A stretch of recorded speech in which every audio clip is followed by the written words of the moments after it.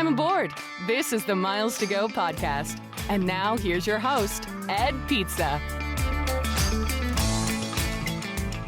Hey guys, welcome back to the Miles to Go podcast. I am at home for a second straight week, and after getting ridiculed by Mr. Gary Leff with my buddy Summer as well about the fact that I don't invite them on the podcast enough, mere days after being ridiculed, we are lucky to be joined by Gary. So instead of just two ugly white men today, we have three ugly white men featured on the pod. Mr. Leff, first time on the video pod, but you've been on Miles to Go. Welcome back, man. I'm honored to be another ugly white man. Little known fact: the key to winning America's Funniest Home Videos is a video of three ugly white men. So we're in good running to win the $10,000 weekly prize. Is that still on TV? I don't know, but my kids watch it on Disney Plus every single night before we go to bed, and they think it's hilarious. Like the early '90s videos with the grainy over the shoulder cam. Still, it's pretty great.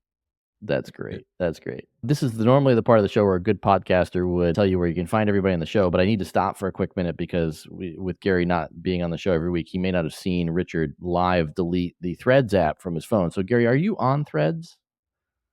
I'm not. Okay. But yeah, no, look. Good for you. For whatever reason, I just realized yesterday I have not yet deleted the Clubhouse app from my phone. It's still there. Good for you. I did see that tweet that you said you were going to check Threads when you check Clubhouse. So I was a little unclear. I didn't think that you were still on Clubhouse, but maybe you are the one that's still on Clubhouse. No, you never know. I mean, I haven't deleted the thing, but yeah, no. I feel like we would be a little remiss, Ed. Now, most people listening to this know Gary, but not everybody. So maybe we should do an intro to who Gary is and why he's on this show. Well, we're going to do that, Mr. Kerr. We're going to do that. But first, I'm just learning who I am. I'm old enough that I had Friendster and MySpace accounts, right? Oh, I never had a MySpace account. I mean, I knew of it, but I just kept thinking, I was right about that one. I'm like, MySpace will go away. And so I just bypassed that one. But I've been saying that about Facebook for, I don't know, 15 years now. That doesn't seem to be working to my benefit. So as part of the normal intro, since Mr. Kerr doesn't remember how these things go, you can find all of us on social media. You can find our guest, Gary Leff. He is at Gleff, Gleff, on all of the major channels, except for... No, Gary Leff. I'm at Gary Leff. Everywhere. I keep thinking about the old Flyer Talk days. All right. Now Jeremiah gets to cut audio. No, you leave that in. That's funny. I'm just so stuck in the old Flyer Talk days. All right, so you can find him at Gary Leff on all of those social media channels except for Threads, but maybe still Clubhouse since the app is on his phone. You can find him at Kerr Points, and you can find me at Pizza in Motion. You can also text the show or leave us a voicemail at 571-293-6659. And as Mr. Kerr said, maybe a brief intro, because Gary was the very first blogger I ever met a million years ago, back in 2002 in Georgetown, I'm guessing. I think that was it at that Five Guys opening. So You've been the OG for a long time, Mr. Leff. So why don't you give folks a brief history of how long you've been doing this? Yeah, I remember meeting you at that Five Guys in Georgetown. I remember that you cooked burgers for everybody and poured wine, and that very Ed Pizza. I would expect pretty no less sure out of that story. Other than me, nobody tipped. So you are 100% I'm usually correct. In a true Flyer Talk event, you were the only one who tipped. I'm usually strongly anti, tipping, but if somebody is giving me free burgers, the servers, and they're suffering through a whole bunch of miles and points people, they deserve whatever they can get. You hosted Flyer Talkers at a Five Guys with free food and wine? That sounds like a dumpster fire waiting to happen. And it was good wine too. And to be fair, I remembered Gary more than I remembered you the first time we met, Mr. Points Jock, at the happy hour. Gary, I went up to Ed at happy hour he was hosting in Georgetown or somewhere in DC. Said, "Hey, I'm Richard." He went, "Oh, that's nice." And he turned around, never talked to me again the rest of the night. I was like, I don't know if I like this guy. Well, yeah, but we still do that. Yeah, yes, fair enough. Yes, Hey, man, good to see you. See you later. But in an interesting twist of fates, in the circle of life that is, Richard and I sat down for a very early podcast interview at Zorkfest in Vegas after I'd interviewed Gilbert. And so, full circle of life, you were actually going to be at Zorkfest in a few weeks. And I'm a little bit sad not to be joining you and ridiculing you from the audience while you're doing Zorkfest. Yeah, second weekend of October in Lake Tahoe. So, I haven't done Zorkfest before. I haven't done one of these sort of educational seminar events in a while. Most of my talks have been at industry events that I've done, and this is just going to be a lot of fun to kind of connect with folks. Most Yeah. of your talks have probably been in boardrooms lately, if I'm guessing correctly, based on the people that call your Well, number. Which I don't ever think we actually got the intro. So Gary is like, "Can we call you the thought leader, or is that triggering for people listening?" So, Who cares? I'll tell you actually a funny story. So that was a joke. I know. That, I just want you to tell the yeah. story. So there's this, tagline on the site, thought leader in travel or whatever. It was in 8.5 years ago. I'm sitting in a conference room, Randy Peterson's conference room in Colorado Springs, and 1930 frequent flyer point. so it's February 2015, and we're like doing some redesign stuff on the site, and I get told you need a tagline. And I think it was Denny that jokingly came up with it, and it sort of took on a life of its own in the room. And folks just kind of teased me with it, and they kind of mocked it up as a joke and left it. Like, I don't, only because my reaction on aesthetic stuff is like, I don't care what the blog looks like, which you can tell if you ever go to the blog. I don't care what the blog looks like. That redesign you did in 1998 is pretty solid, man. Still going strong. The substance, the content. So, whatever they mocked up as a joke is what's on the site. And so that's just like the reason that's there. Oh man, I like people give you crap all the time about that. It's got to be hilarious knowing that it's a joke. So everybody else is now in on the inside joke, and you know that he's just kidding. Even though, in my opinion, you are the thought leader. So that's where the irony really comes full circle for me. Well, if you can picture it, the reason why we had Gary come on today was shortly before he was ridiculing me for not inviting him on the podcast. If you can envision Ed at Dulles Airport on the other side of the glass, peering into the Capital One lounge as all the really important folks were getting the tour. I was the guy on the outside that didn't get invited. I'm like, ooh, is that food? Ooh, is that drinks? And Gary and our buddy Summer were on the inside. Summer wanted to be on today, but said that she's currently 5 weeks out on scheduling, so wouldn't be joining us. So Gary gets to tell us what it was like to be in the second Capital One lounge. For folks that may not have heard, we've talked about a bunch in the show, but this is the second lounge, and accessed, generally speaking, by being a Capital One Venture X card holder, and due to open soon. Gary, we've all been to the Dallas lounge. So I guess, first and foremost, how similar was this to the Dallas lounge? So, a little bit of context, right? Capital One opened the Dallas lounge in November of 2021. This was actually in Dulles was the first one that they signed on for. Construction took longer in the pandemic and all these sort of things. And then, shortly, what I've reported, Capital One hasn't spoken to this, but that we are about a month out roughly from seeing their Denver lounge as well. And so that'll be the third one. The other things they publicly announced are New York LaGuardia and Washington National, DCA, are going to have not their traditional lounges, but dining focused spaces with Jose Andres. And so we haven't seen what that concept looks like yet, but we should see both of those next year. The Washington Dulles space is the base of the old control tower, Dulles Airport. Now, by old, I mean it was like old, right? So the last thing that I remember in this space, Die Hard movies, right? Yeah, they got that. But what I remember in this space was a TGI Fridays. Yes, used to be the old food court too. Yep. Yeah. So when this got shut down when they opened the train to the other terminals at Dulles about 17 years ago.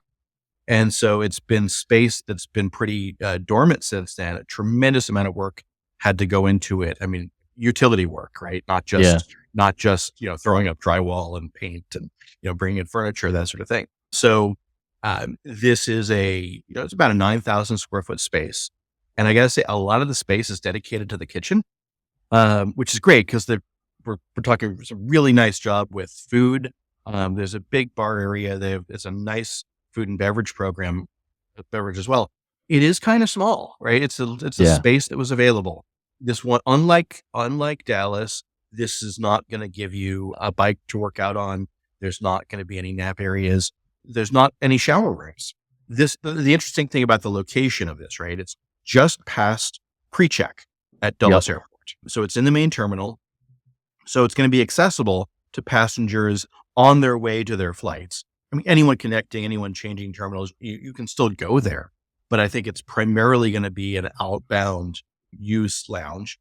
And there's also not really the room to do a whole lot more things. You've got to dedicate this to seating because it's Northern Virginia. It's where Capital One is based. There's a lot of people with Capital One cards. It's not just venture, right? Because even the regular venture card, not the X, and the equivalent on the business side, you get a couple of visits a year to Capital Yep. One lounges. Anyone can pay in for $65. Now, I don't see that as a huge business, but it's part of the arrangement. But think of it as a really food-based thing. Think of it also as, it's right past pre-check. Now, if you're coming in the security not pre-check, you're going to be, needing to go up a level, right? Because this is on the, on the, just past the, the check-in desks and pre-check, whereas the regular security is downstairs. You're not going to probably take the steps up. That would be the most convenient thing to do, because there's these giant, do not enter signs, because it's heading to security. Yeah. So you may want to take the elevator up, and it's, to the top level, to the C, concourse level. The elevator does not currently say anything about Capital One Lounge. So if you're not coming through pre-check, it's directly in front of you. If you go through pre-check, you cannot miss it. But getting to it, if you're not going through pre-check, so if you're connecting, or if you're going from regular security, there is that little trick to it. Either just go up the steps that say do not enter. I don't think it's actually a problem, because you're not leaving the secure area, or take the elevator up that's right around the corner from those steps. And because it's going to be a lot of people just drop in, like Dallas, there is a big emphasis on grab and go. Yeah.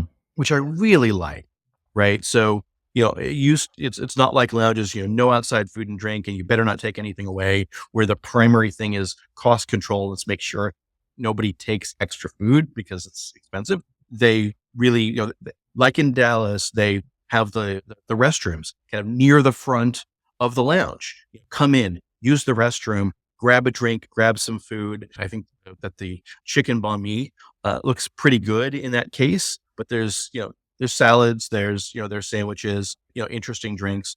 And another tidbit that I picked up is that they're going to be introducing bottled water in the to-go case as well. And that'll be in Dallas too, and not just Dallas. And we're a few weeks off from that. The trick there was, it's very difficult to bring stuff into the terminal, and there are contracts that give monopolies on, there's a beverage monopoly in the terminal. So you can choose from what they've got, basically. The problem is that Capital One is not willing to do plastic bottled waters. And so they were looking for another solution, and the provider didn't have that, but they've come up with the kind of boxed water. So I always thought, gosh, why don't they have this? Because people are going to just take them, right? Because that's what I'm going to do. I'm going to take waters for my flight, and maybe it's just too expensive. No, they're actually going to be providing that. That'll be in Dulles too. But you walk in, there's the grab and go, there's the restrooms. At Dulles, there's also a coffee shop, a barista station. It'll be Yeah, I staffed, saw that. Yeah. and this looks kind of nice. So it'll be having somebody make you, so there's barista made drinks, which is a nice option. So if you don't have to go all the way in to the terminal, into the lounge, look for seating, leave, grab stuff, and come back and go. It's just really all set for that. But I do think if you have the time, it's like in Dallas, very small plate spaced, and just some interesting food out. I would even say, I'm going to go out on a limb here. It depends on what you like and your service style that you prefer. But the food in this lounge may be the best food inside Dulles Airport. Yeah, I think that's probably going to be pretty fair to say. Well, I mean, somebody might make the case for the United Polaris Lounge because it has sit down dining and they'll bring you food, right? And so you prefer the plated. I think the food is better here than in the Virgin Lounge. Mhm. If you've got a priority pass card from Chase, you've got free credit at Chef Jeff's, right? Okay. We had, I would rather eat this food. I would say that their breakfast sandwich is incredible. So it's an egg, apple with smoked bacon and all that. The brioche is phenomenally fantastic. It just all really works together. Kind of a tomato relish. It's delicious. Here's my question on those lines. Yeah. Is it here to stay, or are we going to see a Centurion Lounge decimation once they realize food cost? Because I've sat in the Dallas thing and seen the frat bros with their backpacks go to town on the grab and go. How is it here to stay? Well, here's the thing. Capital One has gotten the learning over the last year and a half from Dallas, and they've gotten, they opened this anyway, this way. It's in their home market. They're going to do it in Denver, and they're Right. doing we'll see what it looks like, but a food-based lounge experience with Jose Andres Group. So, I'm not saying what this looks like in 10 years. Okay. If you turn back the clock on Centurion lounges 10 years ago, like you don't see a lot of beef in Centurion lounges anymore, right? You don't see a Dallas. lot. You don't see a lot of protein in Centurion lounges No, anymore. that's the thing. You don't see protein in LaGuardia. Yeah, Centurion Lounge. Dallas used to be, like the brisket was really good. This, because the Dean Fearing chef, and they did this like local brisket thing. Yeah, they don't do that anymore, but they're still in the space of spending money to build up this product, right? They're not in the there's some optimization on the product around cost, right? They cut back on covering the non-lounge experiences with their priority pass with Venture X, right? So, there's certainly an attention to cost, but it's still, in some ways the value premium card at, a $395 annual fee and, not $550, not $695. So and really they've easy clearly to get $300 done, of that back. a couple $100 travel credit, right? You get the priority pass, and the lounges are nice. There's just not a lot of them yet. But I will say, look, this lounge, I expect to get crowded because they have good food, And it's and right you there. can sit You can't and you miss can it. sit there and it isn't right there. I think that's the only saving grace for this lounge, because from peeking through the windows, it definitely appears to be very limited on seating, as Gary says. I think the only saving grace of this lounge is that there's a decent amount of friction if you're anywhere else in the airport to visit this on a connecting itinerary. This appears to be a lounge that will be geared mostly towards departing guests, and that may be the thing that saves it from being overwhelmed to capacity. Yeah. When is it scheduled to open to the public? so it opens on the 7th. So the day after this episode drops. The day after Right. I'm in Dulles. Perfect. Love it. Love Is it. that right? Perfect. No, I'm not in Dulles.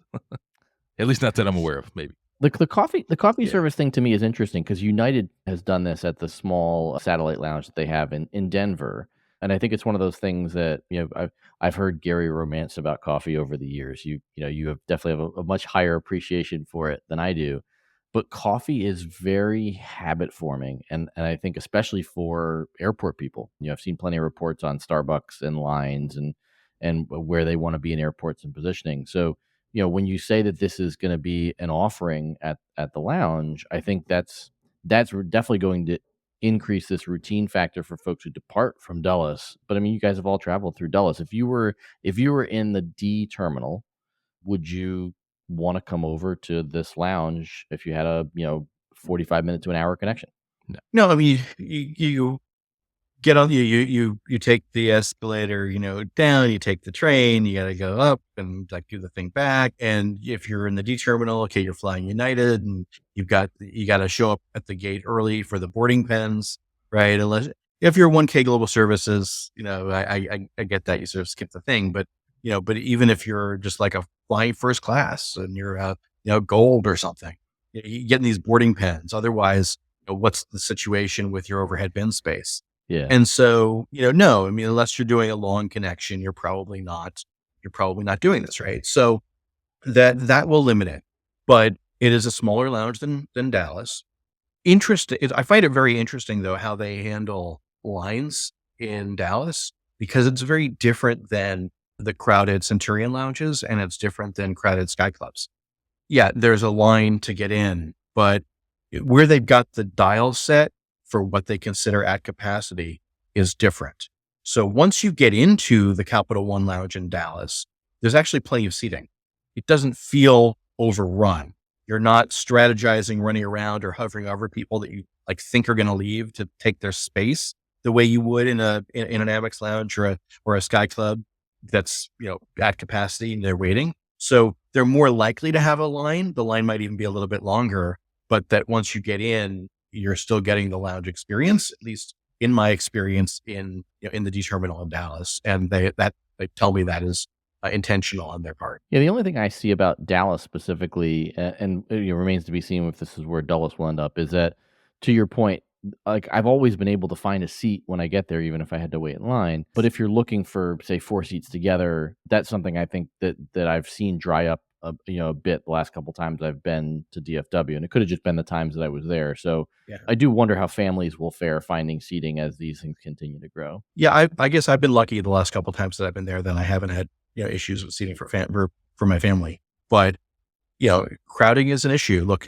for any lounge, people are going to come, and more people are going to bother to come than you think, and they're going to stay longer than you think, even building in an expectation that more people are going to come and they're going to stay longer. Like, you give free food and the food is good, right? And the drinks are, generally pretty good. They actually have also premium drink offerings that you can do at an upcharge. Buy a split a Krug for, $150 if you want in the lounge. Not cheap. I told them they need to at least let people redeem their points against that, which they don't have today. They are also on the crowding thing, building into the app, whether or not there's a line. And I think they're looking at, what that expected wait time may be. I'd love to see virtual queuing, so you want to you kind of get in the line as you're headed over, right, from the other terminal. Super curious to see if that's going to be accurate, because the one in the Amex app is never accurate, at least for the LaGuardia one. I mean, the telephone hold times with American aren't accurate. They, I don't know if who's any good with this, right? It's fair. All right, last question on the lounge. I think we've hammered that one. Do they still have the cake pops that they had in the Dallas lounge that they hand you when you leave? So in the Dallas lounge, they still have the cake pops. I expected that was going to be just a thing, at opening. So I've been surprised that's continued, right? When I was there, we didn't have cake pops. They did have branded chocolate at the, branded chocolates on the way out the door. So, that's it. D- Capital One failed on the cake pops. Yeah. Dropped the letter grade. Too bad. I do like the cake pops. Don't they have a little like QR code for the survey on them? I think that's their subtle way to get you to review the lounge experience. So we had a bunch of topics that we were going to try and cover with Mr. Leff, and then as is usual for Mr. Kerr, he decided he wanted to take things a little sharp left-hand turn. So he wants to pick Gary's brain on a few things. I will say just briefly want to touch on one thing that we forgot to do. Well, not we, I forgot to do. Well, I want to note for folks who want to support the show, in the show notes, you'll find a link to our Slack community. That's sort of like our version of Patreon. You'll find interesting chats going on there. We have weekly happy hours where we get together on Zoom and talk about any questions that folks have. And we have some pretty cool giveaways coming up, including, if I can get all the details worked out, going to be giving away United Club access to one person for a year. So cool stuff coming up. Well worth it. So Speaking of, I got to do a quick update on our story last week. So Gary, I met the 1K. Well, that was why I wanted challenge. to do that. Was why I wanted to do Gary's status update, because I really wanted to ridicule you for United Silver. But yeah, come on. All right, so last week, literally live recording the podcast, and I finished my status challenge ended. The trackers both showed completed on PQPs and PQFs, and my account was downgraded from 1K to silver. So I was a little bit upset about that. So right after we got off, this happened like literally while we were recording. So right after the show, I called, and I had the most aggravating phone call I think I've ever had in 15 years of calling the airlines, where the agent saw the tracker that saw both of them complete, but at the top was a message that said, "Thanks for participating in the trial. You didn't complete the requirements. You've been downgraded to silver. Thanks for flying United." And the agent was just refused to address this any further. It was like, "Yep, I see you met the tracker, but the message at the top says you didn't meet it, so I'm sorry, you're going to be silver." And I was like, I just quick reality check here. You see exactly what I'm seeing. And she was like, "Yes, sir, I do." And I was like, "Okay. So how do we escalate?" She's like, "Well, there's nothing I can do because it says you didn't meet the challenge. Is there anything else I can do for you today?" And it's like it was like who's on first conversation, literally Abbott Costello for 10 minutes. So I was like, okay, you know what? Like, it's fine. Just call back, try it again. Another agent said the same thing one time, and I was like, that's it, I'm hanging up. Waited till the next day. Ed was like, hey, just give it a few days. Didn't update. I believe I did say that, yeah. Email, it's still silver. And I was like, okay, I have to book work flights for the first 2 weeks of September now. I'm not booking United if I'm silver. So like somebody needs to rectify this for me. So I emailed the 1K voice email that a lot of people are big fans of, and they came back in 12 hours and they fixed it. And I am indeed 1K until January of 25, because I did fly all those segments and I did spend all of Bilt's money with United in order to complete this challenge. So yeah, all well, although again, this is very simple IT logic, and they just need to go ahead and fix this, because again, if you didn't, that 1K voice email is not populated anywhere. So somebody new to United doing a status challenge that doesn't know about that and called twice and got this response, they would probably be like, fine, forget this. Like, I just spent all that time and money with you and you're telling me to pack sand. because of a simple IT issue that can really easily be fixed with a couple lines of code. I was absolutely maddening. So that was my story Yeah. from last week. But I am 1K until January of 25. Airlines generally, I think, are really bad at managing their status challenges. If you've got a live prospect to be a really good traveler, you ought to be having so multiple communications during the challenge. Like not just have Progress the updates, person yeah. check their status tracker that you hope is right, but educating them about the program, sharing things about their benefits. The only experience I can think of that was done really, really well like this, American, I want to say 11 years ago, maybe it was 12 years ago. So during the time that United and Continental were merging their systems, right? So the PSS cutover debacle, American was offering status matches to United 1K, and historically they hadn't matched to Executive Platinum. They used to do these challenges only. They did these matches, and then as a follow up to people who matched, they sent a couple Club Lounge passes, and then they also separately sent free Wi-Fi passes because back then American had Wi-Fi and United didn't. How's that different from today? Yeah. But the idea was like, let us introduce you. Let us show you the difference. Let us show you what we offer to experience American. And so there was a actually concerted multi-step effort that was regimented with folks that they were matching because these were high value customers they wanted. And it's almost an afterthought, I think, at most airlines. It shouldn't be compared to because it's like not that expensive to do if you do it well. So I think it's an opportunity for improvement across carriers. Yeah, I would agree. And I think, we've all seen Mark's status matcher business. And I think we were just talking this week about having him on to talk about some of the airlines that he's working with. I did have really good experience actually getting Frontier's top tier status, which I still think is maybe the most underrated status in the United States, especially if you have a family. Really interested in even what stuff we're working on now at Bill, hint, whatever you want to call it. But the opportunity to make this very smooth would be very interesting. Look, when I've talked to the Frontier folks, they're like, look, I don't have lie flat seats to offer you as an enticement, right? So we've got to load up on this other stuff. Mhm. And if Frontier as where you live and the product works for you, incredible value.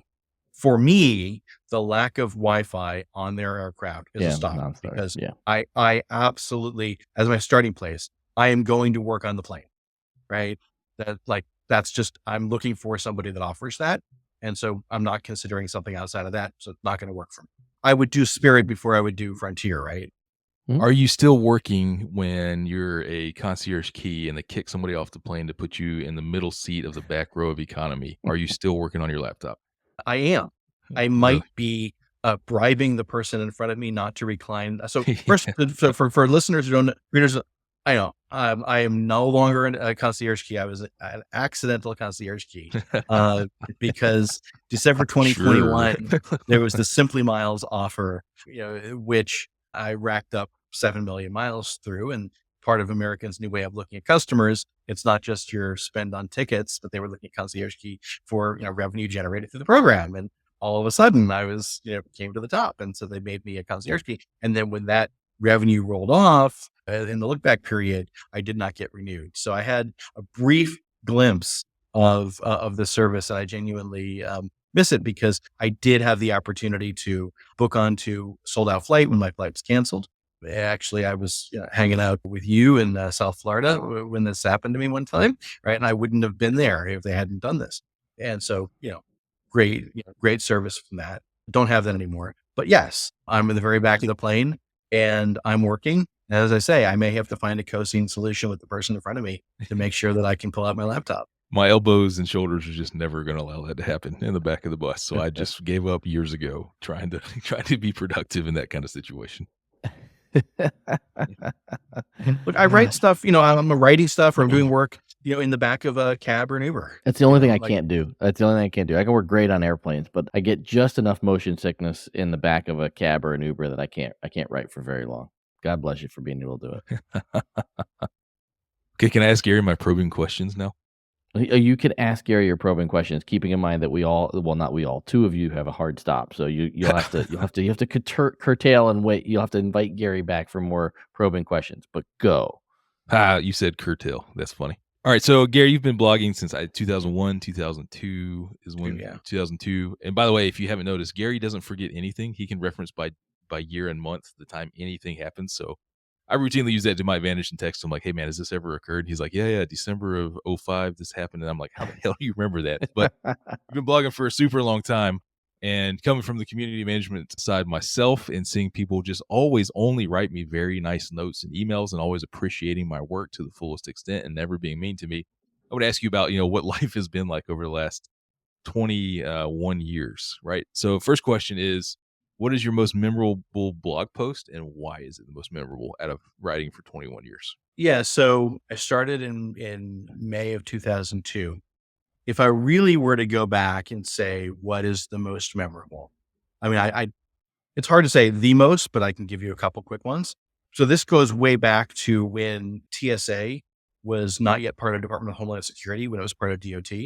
And I produced Impeach Norman at a bumper stickers. I remember those. The tagline, liberty and security, not bureaucracy. And that went strangely viral, like all over the world. And I was fulfilling these at cost in my office at work at night. And I'm like sending these out in my office, like mailroom. And I'm doing like thousands of these bumper stickers. Some of the best deals have been the most memorable. Alitalia once published a $33 plus tax instead of $3,300 plus tax business class fare from Toronto to Larnaca, Cyprus, where they completely messed it up. You could only book it through Orbitz and they canceled everybody, but then Orbitz's lawyers got involved because they required an airline to honor fares that had been entered into their system. And so not like because of an obligation to the customer, but an obligation to Orbitz. And then the customers, their itineraries were getting rebuilt, but involved code share segments between Italy and Cyprus. And in some cases, they didn't have the inventory to rebuild them. The other thing that they were doing is they refused to honor stopovers as part of this. So they were rebuilding on different dates. So now people had itineraries that were different than what they booked. In some cases they got to Cyprus, but they were then flying back from Italy. They couldn't get back to Italy. We called them the swim team. And so finally Alitalia assigned one person in New York, Nicolo Similuca, to handle all of the tickets booked under this error fare. Now, this was something that was posted originally on Flyer Talk. I wrote about it too. So there was, discussion on my blog as well. But I talked about okay, here's how my call is like with, Nicolo. I wound up talking to him 25 times because everyone in my office booked these tickets in some cases. Come to my office, right? And I would sit down and plot out because what they ultimately allowed you to do is rebook to anything that you wanted. You could change the dates, change the season, change the cities. It didn't matter. As long as you, connected through Italy, you eventually touch Cyprus. You could have unlimited stopovers in Italy, right? Whenever you wanted, provided there was inventory in the respective fare classes. And so we plot this out. We called Nicolo. They were paper tickets because it was Alitalia and Cyprus Airways. But in Cyprus Airways, because it was under an Alitalia code, you could credit those flights to Delta. I mean, it was like a crazy thing. And so, yeah, it was that. But some of the early deals that we don't see anymore are probably among the favorites. The precedent seems to be set that if an airline is going to cancel an error fare, that they're not going to honor it. And I think the DOT has come out in kind of support of that. So, I mean, is the error of the error fare dead, in your opinion? So the era of error fares has been mostly dead for U.S. airlines, although not entirely, for the last 14 years when the Air Tower Publishing Company really started rolling out tools that helped to prevent some of these things from going out into the wild. And so most of the error fares that we've seen, 90%, have involved carriers that may have access to these tools, but don't actually train with them, or they release people onto their pricing who don't pay attention to things that they should. So before the Obama DOT, there wasn't a rule requiring honoring error fares, and yet we saw them honored quite a bit. What then happened, so the Obama DOT came out with a rule against post-purchase price increases that required airlines to honor these error fares. And the DOT then later backed off of this and said, look, as long as you're going to cover any costs incurred in reliance on the fare, you can cancel it when it's an error. But there's no guidance about what constitutes an error. And so sometimes that doesn't always come off entirely fair.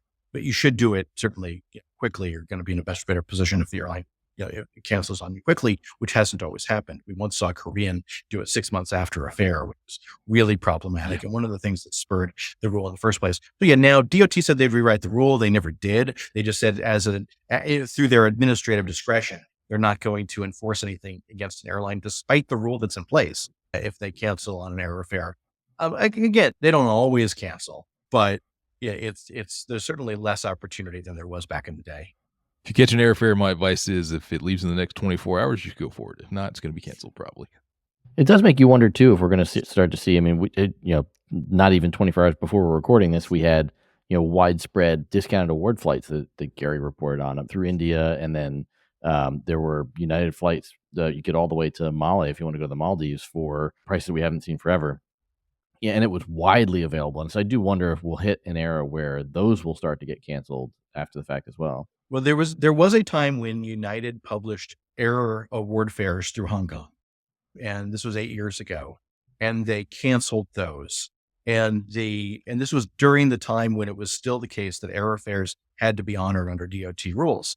And United's position that the DOT bought at the time was customers actually knew what the price was supposed to be because they publish an award chart. So United's position was the award chart protected them, and they didn't have to honor it because it was different than the published pricing. I was in Japan close to Hong Kong, and I remember that saga very well. Yeah. But there's no longer an award chart for them to say, like, now the price is whatever United says it is. And if it's a good deal, it's a sale. And if it's like not, it isn't, right? So I don't know. This wasn't, but in this case, with 80,000 or 88,000 United miles, that's not, 4 miles or 8 miles. So Right. This is like what the price should be. It was an availability error. We offered something we didn't mean to offer, but we did it at regular price.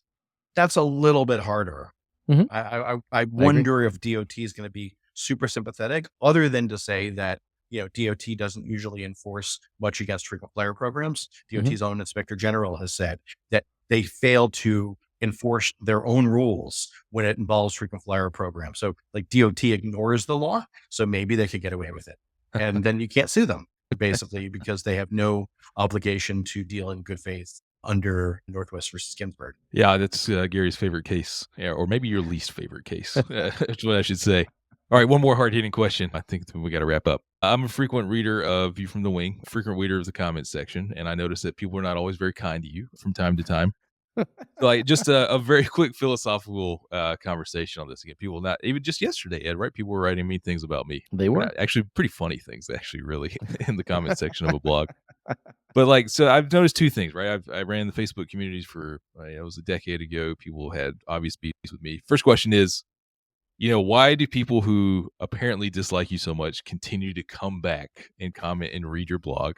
And the second one is, have you ever had a face-to-face interaction where one of these keyboard warriors has had, call it the guts, to confront you in person about an opinion that you've had? Or have they always stayed behind the keyboard? Yeah, I find that people in person are really nice. Yes. And then when they get on the internet, people behave very differently. And why are people this way? I mean, I remember a 20-year-old cartoon with this guy hunched over his keyboard in the living room as his wife beckons him into the bedroom and says to his wife, "Hold just a minute, dear. Someone's wrong on the internet," right? Like people are compelled. And I got to say, I don't mind it. Look, I don't want folks attacking so much each other if we can avoid it. If you want to attack me, as long as you're not in my comments, come after me all you want. I want a vibrant comment section where people are able to call me out if they disagree with me. I don't want to sanitize that. If they want to tell me that I'm wrong, make your case. I would prefer it if people did it on the substance and did it, cordially, but that's not always the case.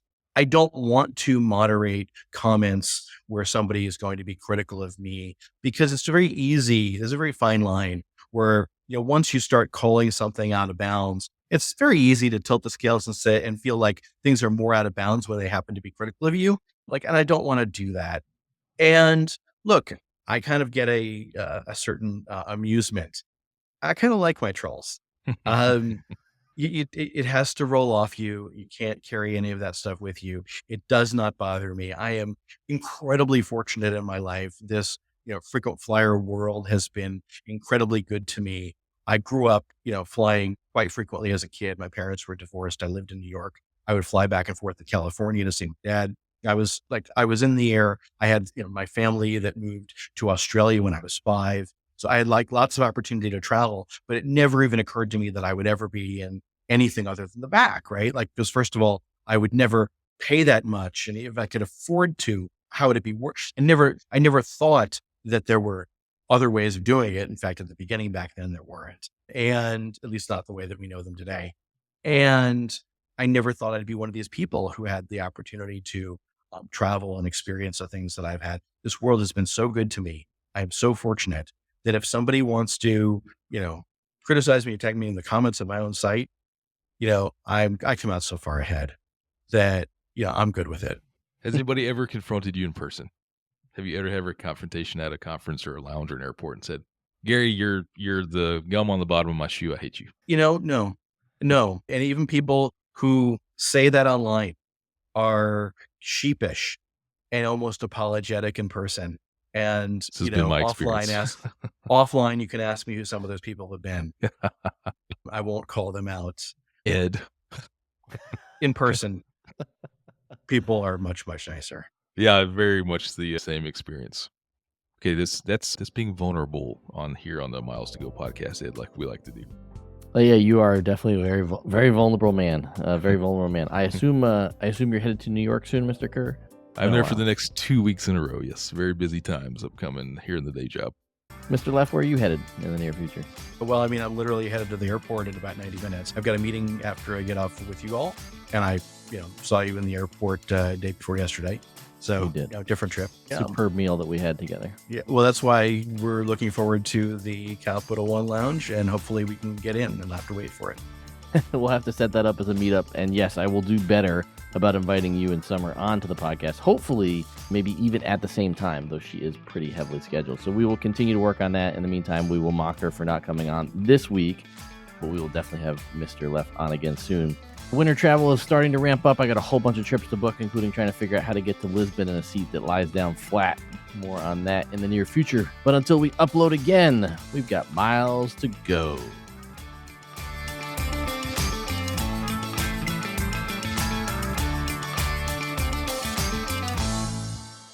I kind of like my trolls.